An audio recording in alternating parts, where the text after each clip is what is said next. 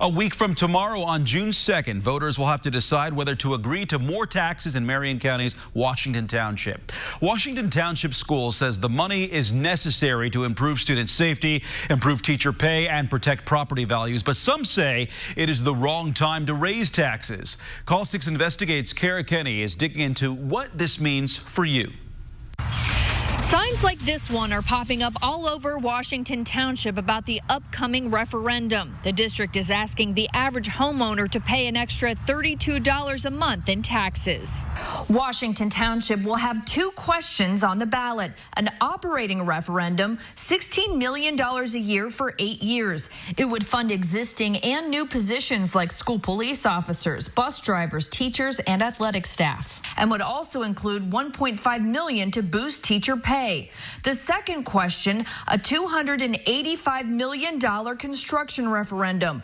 The money would in part be used for improving and renovating athletic facilities, expanding student learning spaces, replacing HVAC and electrical systems, and improving access for those with disabilities.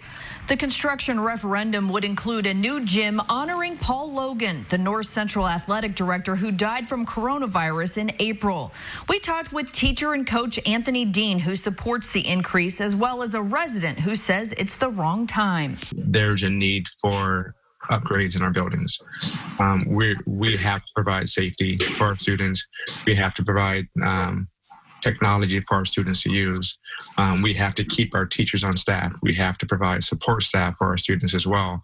All of those will be impacted if this referendum doesn't pass. It's a terrible time to plan to spend $285 million on buildings when you don't know if you're going to have to switch to distance learning in the near future. How can they even plan on that when we don't know what's going on in the coming school year, let alone in 10 years? If both are approved, the average Washington Township homeowner with a $180,000 home would pay an extra $32 a month in property taxes. Kara Kenny, RTV6.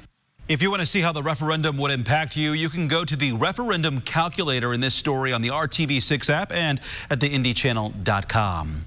A race expected to generate a lot of attention in northern Marion County and Carmel is the 5th District congressional race.